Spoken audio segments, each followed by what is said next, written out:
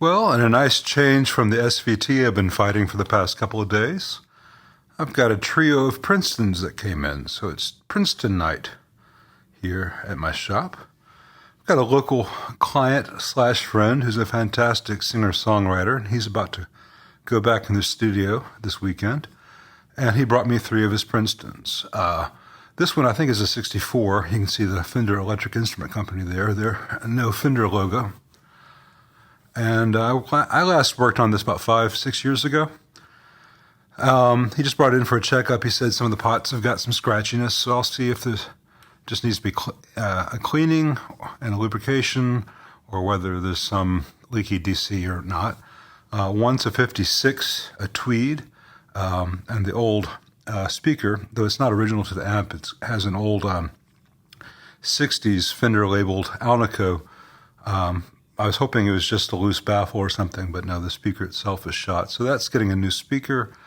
And then he's got a 76 Princeton reverb, where the reverb tank and the cable, both are defective. That's rare. It's usually one or the other. So that one, you'll get to hear it, but I just ordered a new cable and some metal braided cables rather than the plastic one. Let's open this one up though first. This one's going to take a little bit of work, not too much hopefully. Let's see how I did 5-6 years ago. Now that I look inside this amp, I remember that I was not the first tech in here. Someone else had changed that out. That's a fine cap. I added the adjustable bias.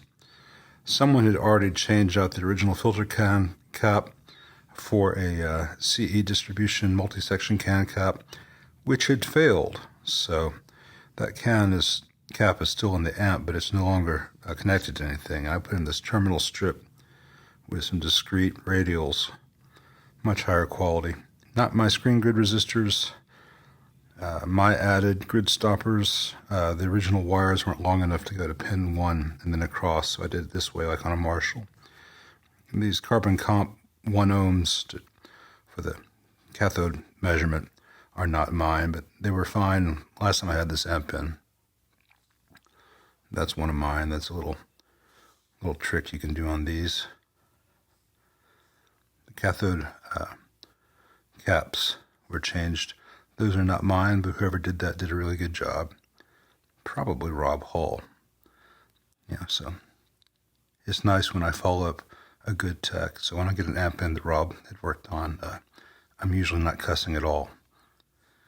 Anyway, let me power this on and see about those scratchy pots. Make sure it's not just some DC. Hopefully the pots will just clean right up and this thing can go right back into action.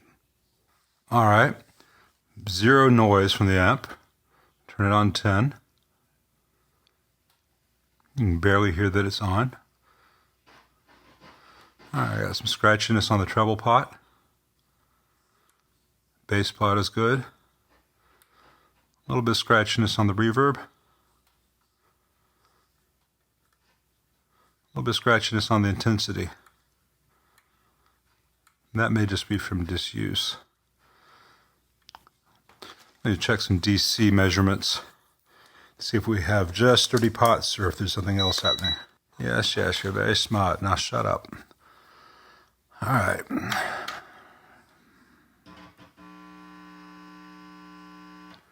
No DC on the treble pot. That's good. You can confirm it here too. Yeah, no DC there. Let's check on the reverb. Nope. And there should be a DC on the intensity. So before I do anything like reach for a cleaning solvent, sometimes you can just turn it enough until the sound goes away. That's not changing, so I'll revisit that.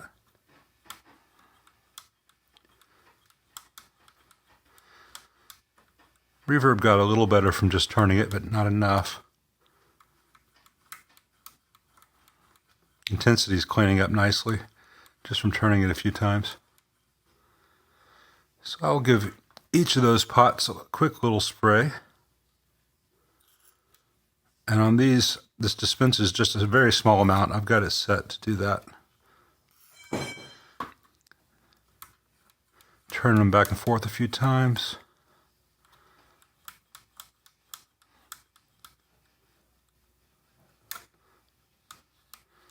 And the noise goes away. So that's nice. No more noise. Let me get a guitar in here, make sure that everything is sounding right. All right, I'm connected to the old Oxford that's in the app.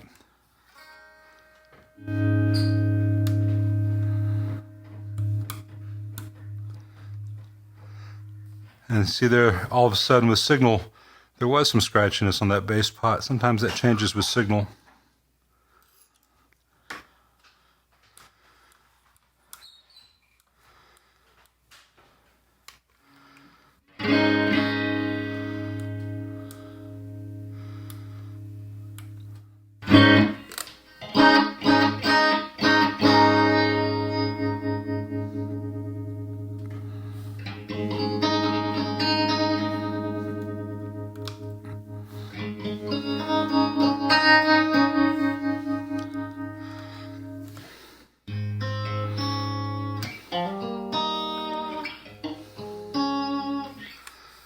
I'm going to hook up a reverb tank real quick and make sure all that's working properly.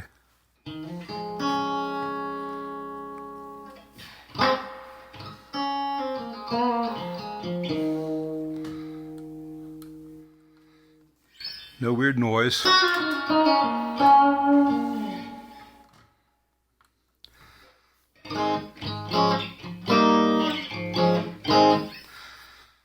This amp sounds really good.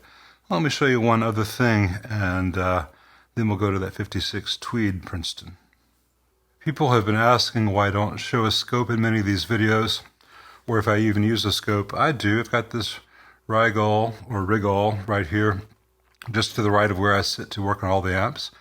And I use it all the time, mostly for solid state stuff or confirming output in an amp, occasionally for troubleshooting very esoteric stuff. Honestly, though, for most of the amps I work on, the troubleshooting is faster using voltage measurements, grounding out grids, using my ears, and a lot of experience. But yeah, I do use a scope.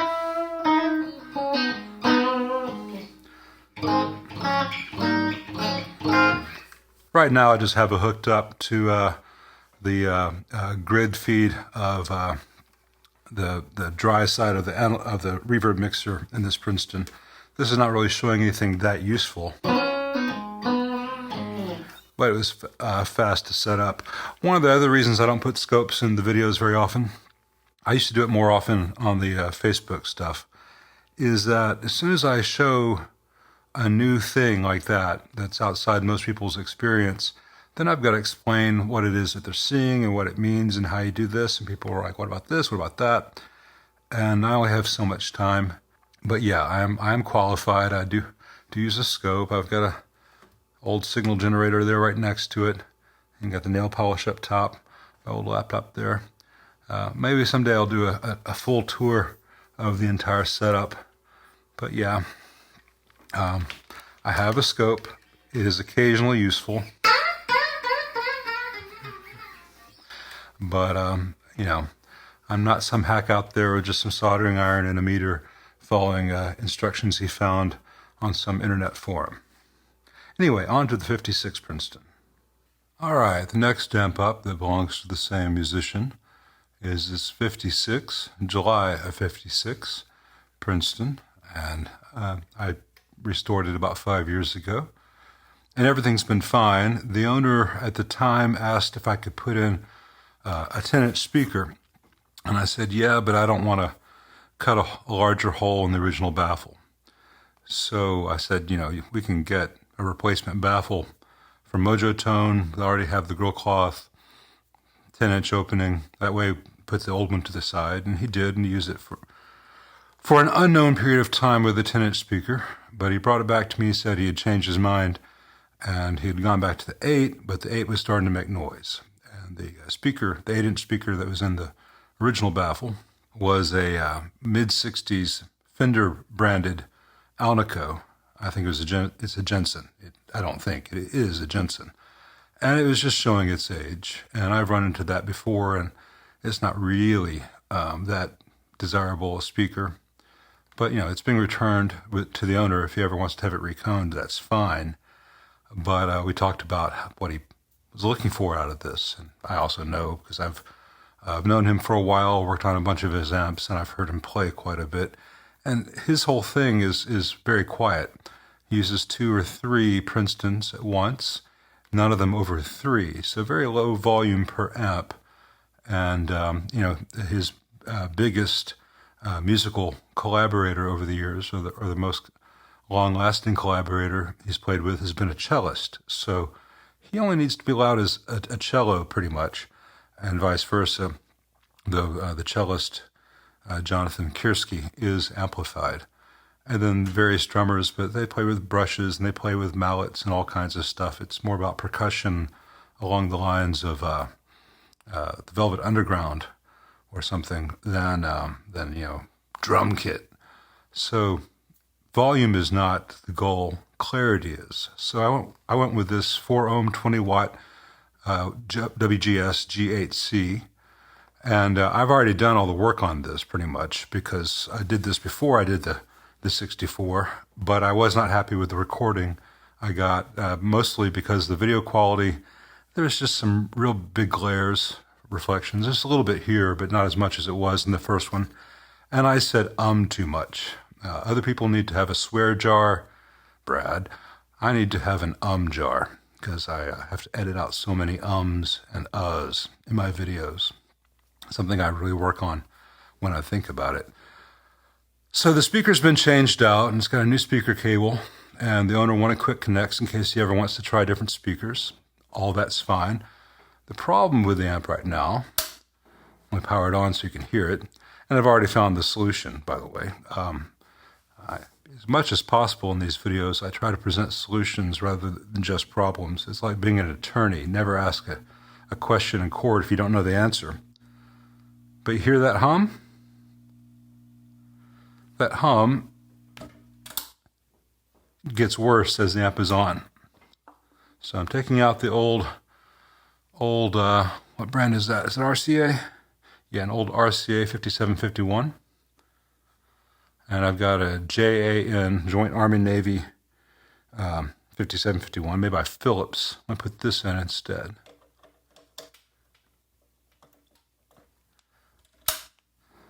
And while that warms up, I just want to mention that the amp was designed for use with a 12AX7 rather than a 5751. But the 5751 is an equivalent tube, just has a gain factor of 70 versus 100, so a little less oomph. But that hum is gone. I can still hear that same frequency in the background, because these student model Fenders, the Champ and the Princeton and a few others, did not have balanced heater supplies. One side of the heater supply from the power transformer goes to the tubes, the other side just goes to ground. So it was a very cheap, fast way to build these things, but it's not the best performance. But aside from, and plus a single-ended amp is prone to it, aside from the issues that tube was having, everything's fine, and I've confirmed that the bias is good. It's sitting right at 12.2 watts.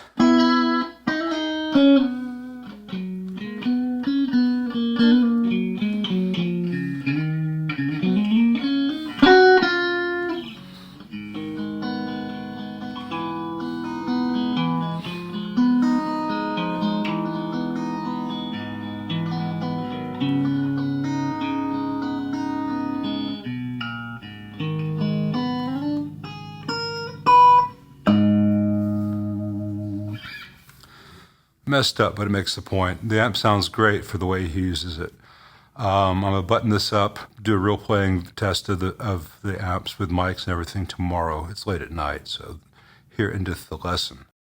The 76 Princeton will also get featured in that playing video, though I'm still waiting for its permanent reverb tank to arrive, but it'll be fine to test with my test tank.